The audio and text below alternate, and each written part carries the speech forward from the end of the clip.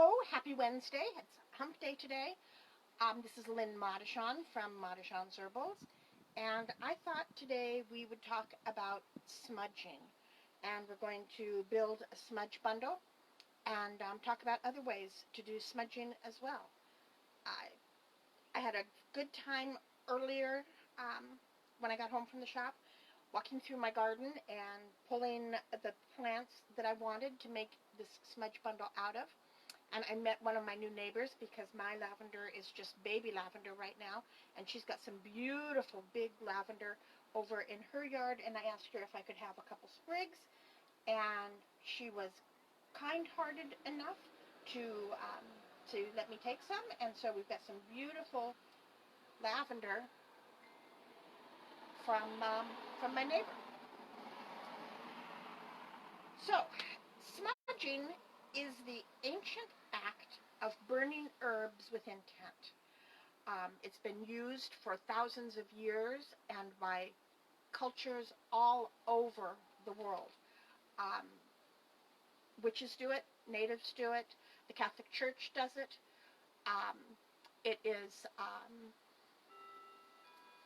pretty much most cultures that are spirit-based do smudging.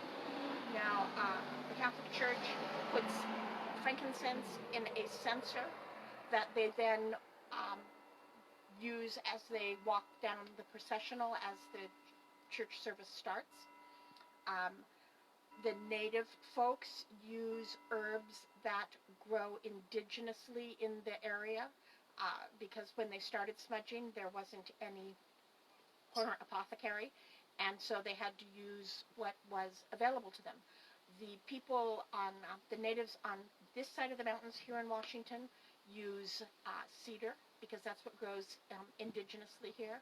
On the other side of the mountains, the natives use blue sage because that's what grows in that area wild. It is each of the smudge items have different properties, both botanical properties and magical properties, and so we're going to talk a little bit about those too. But we're going to talk first of all about why do you smudge? Now, when the word about the pandemic came down and they started talking about shutting down the areas, the first thing I did was got in my car and went to all of my kids' houses and brought them sage and said, you want to smudge like every week, and it's okay if you're not doing it spiritually, because it's also an antibacterial, an antimicrobial, and an antiviral. And so by smudging your house, you're killing any germs that you're bringing in, because each one of my kids ended up working throughout the stay at home. Now, some of them worked at home, and some of them went out and worked in their jobs in the workplace, but they all still worked. And so in order to make sure that we kept them as healthy as possible, that was the first thing that I did. It is, sage also can repel insects. So we are going to go camping in July, and first thing that I'm going to do is I'm going to be harvesting rosemary and sage so that we can burn it at the campfire for the mosquitoes, because the mosquitoes really like me, and while they like me, I don't like them, because instead of getting little mosquito bites, I get giant mosquito bites. So if we can keep them away instead of letting them come into the camp, then that's a little bit easier for me, and makes for a much happier camping trip. So I'm sitting on my front porch today. I thought I've been doing that the last couple of days, coming out here with a glass of water, a cup of tea, and sitting here and just enjoying the sounds of the trees and the sounds of the neighborhood. Now, that means I can sometimes hear the kids playing around here, but I also hear a lot of cars and motorcycles, and so you're going to have to excuse some of the noise. Sage also reduces um, negative ions, and well, it releases the negative ions. And so by releasing negative ions, it limits the positive ions.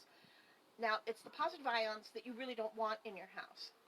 Those are the ones that make you sick, that make you depressed, but it also includes pet dander, pollution, dust, and mold. And I'll tell you, in terms of dust, I still have dust in my house, so don't go real strong with that one.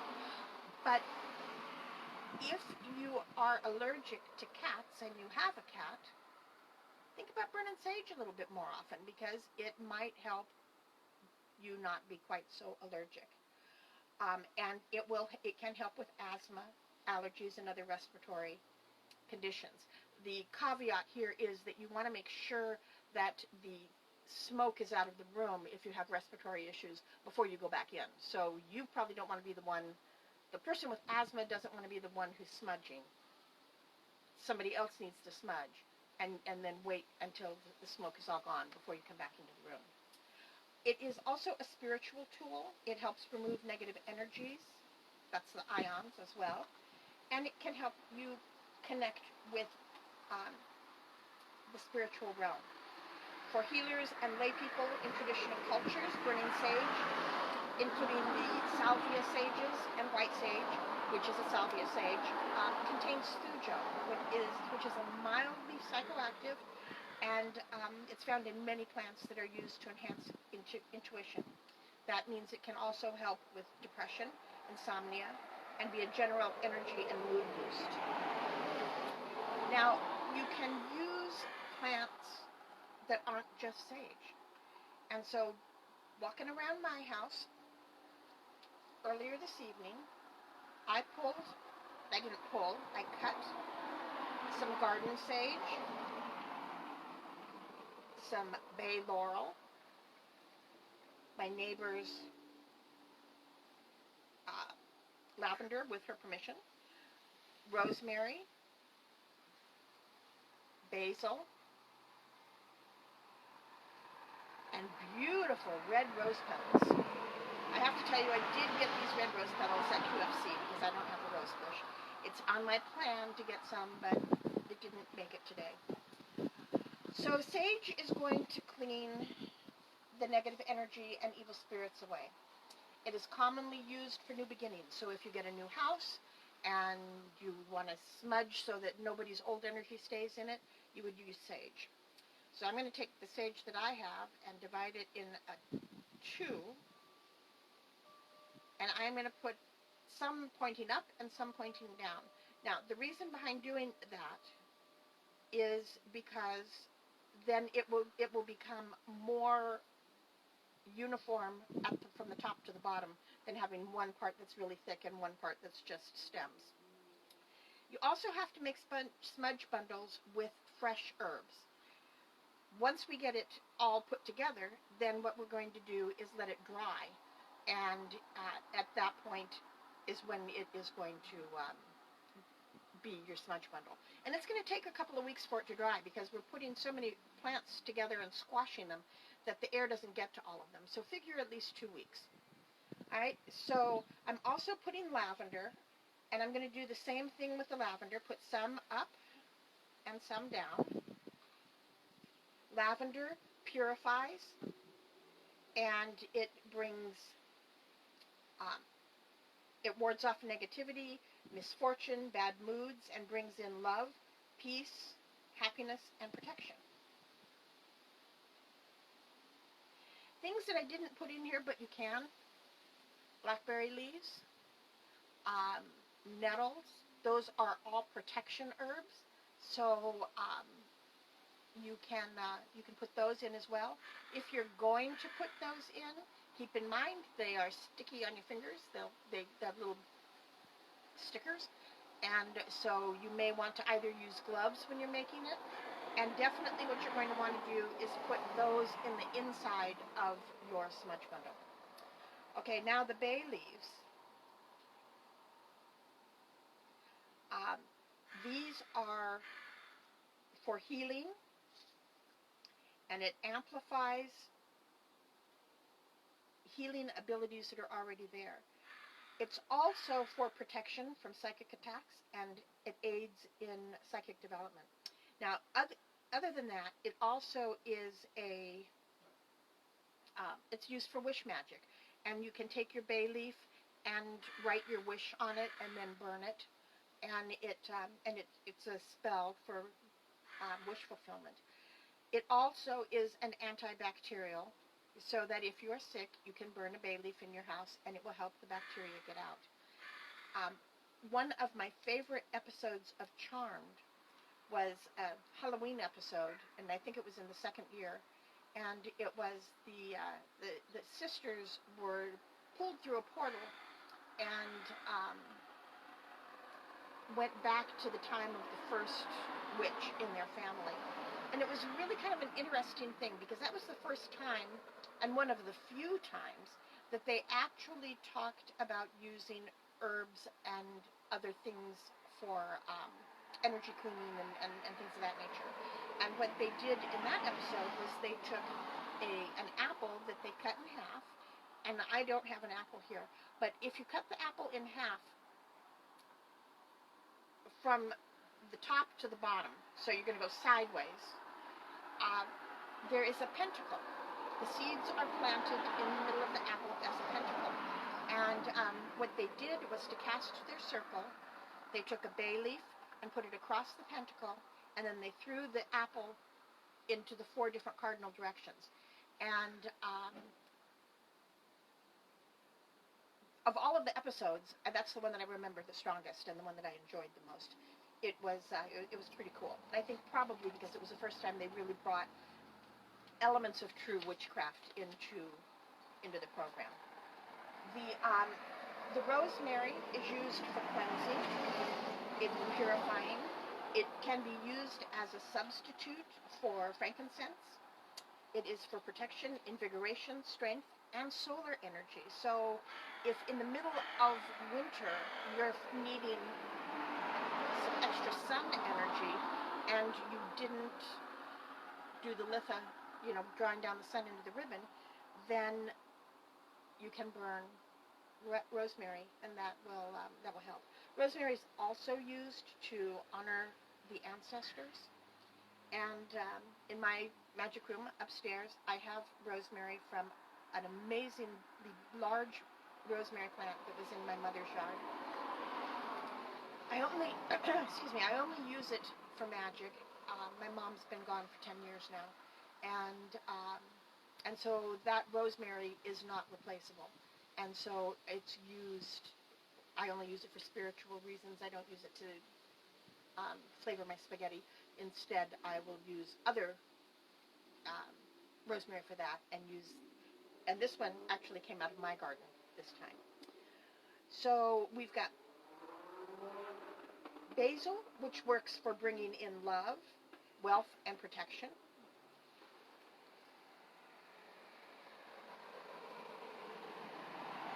And then we've got the rose petals, which also bring in love both for yourself and for others. It helps with divination and unveiling mysteries. It provides protection and aids in truth. So if you are having trouble with some truth, then that's what you want to use, is rose. Now I'm going to take string, and I choose string because it's white. Color, I'm not going to get into it really strongly, but color has additional power that it will add to what you're doing. And again, pink is love, green is prosperity, blue is health. Just right off the top, it is. But white is the presence of all colors. So white has all of the properties of all of the colors all put together in one. And so to me, sometimes I end up being a little bit more targeted in what I'm doing, and we'll use colored candles, but since I don't know exactly what I'm going to use this smudge stick for, having the white string is something that is kind of like hedging my bets so that I've got the extra power for wherever I'll need it. Now, what I did was I cut a really, really, really long piece of string. Because it's a whole lot easier to have too much than it is to have too little. Now, what I do, the way I do it, is I fold it in half, and then I put it right in the middle at the beginning at the top of my smudge bundle. And we're going to have trouble with the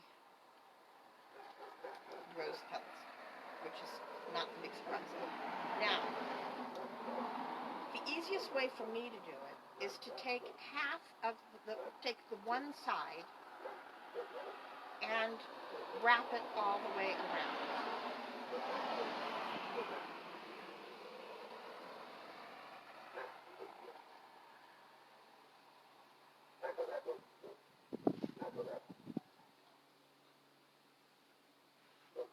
So you have to be careful that you don't tie yourself into a knot.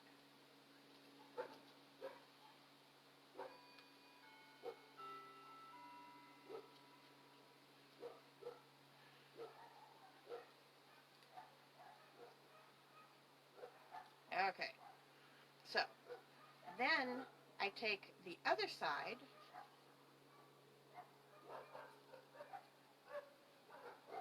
and wrap it around in the opposite direction.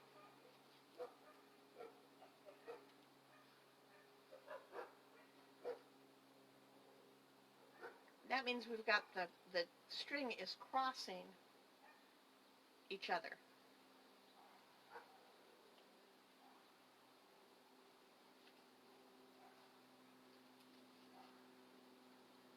And then I tie it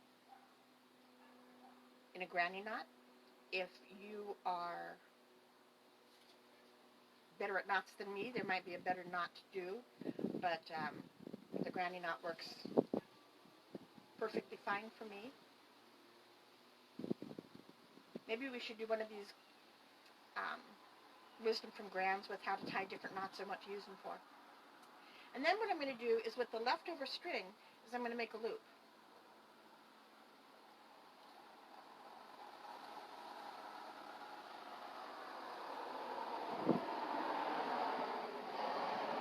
And now I'm going to be able to take that into my kitchen and hang it up and let it dry for a couple of weeks.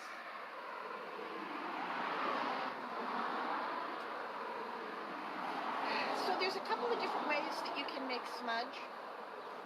One is the smudge bundle. A second one is if you don't have fresh herbs and you want to smudge, then you can take dried herbs that you can get at my shop or out of your kitchen. And these are the exact same herbs that are in this smudge bundle. So then I'm going to take them all and grind them.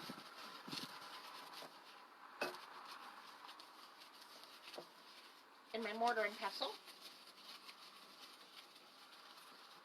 Now the thing about bay leaves is the bay leaves you actually have to break up because they're so flat and they don't have anything in terms of texture. So unless you want real big pieces, you're going to actually have to tear it up.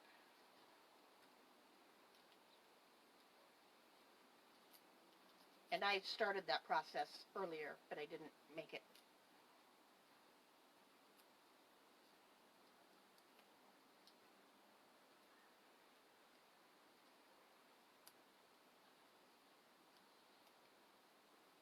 Okay.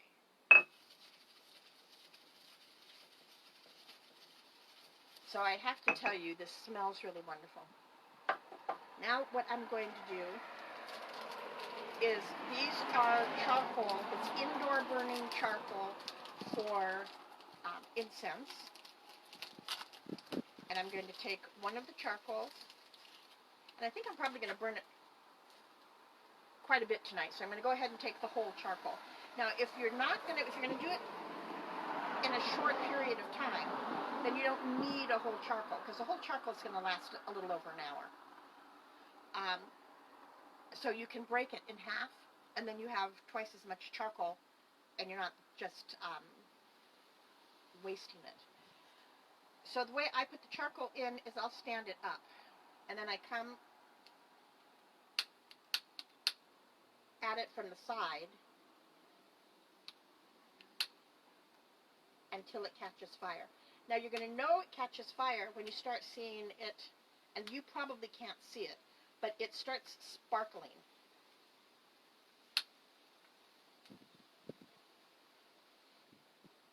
And I believe that's actually the saltpeter that's in it. So once it starts, then I lay it down, and then I'm going to put some of the incense on it. Now you should be able to see the smoke coming off of it. Certainly I can. And it smells really good. Usually I would let this dry a little bit more, because once you've been mixing around with it, it needs to dry together. Oftentimes when I make incense, and that's basically what this is I will put, and I did not this time, is I will put the herb in it, I will put some essential oil in it, and I will put some resin in it. 3 forms of herb. 3 is a very magical number, and so that's what I typically will do. And like I said, today I didn't, because I wanted it to be the exact same as the smudge bundle. Now, if you don't have the ability to burn where you are, there's other ways you can clean energy and smudge. One is making essential oils and putting it in a spray bottle. It is, now if you're going to do that, you choose your essential oils, you fill your bottle with either witch hazel or with water. If you do water, then you want to put a little bit, like a pinch of salt in it, or you want to put a drop of dish soap in it, because oil and water doesn't mix, and you have to break the tension of the water, and the soap or the salt will break the tension of the water. And then you can go ahead and mix it up, and then you can spray the area clean. You can also use tones. So like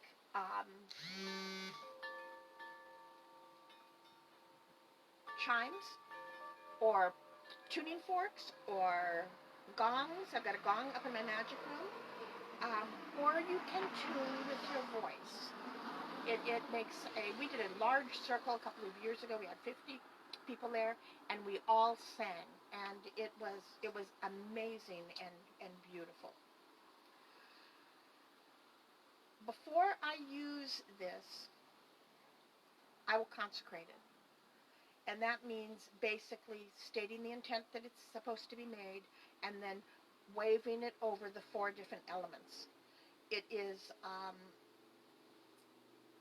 so generally I use salt for earth, I use incense for air, I'll use a candle for fire, and I will use water for water. It is, I have a little consecration ritual that I use. If you are interested in getting a copy of that, message me on this page, and I will send it to you tomorrow.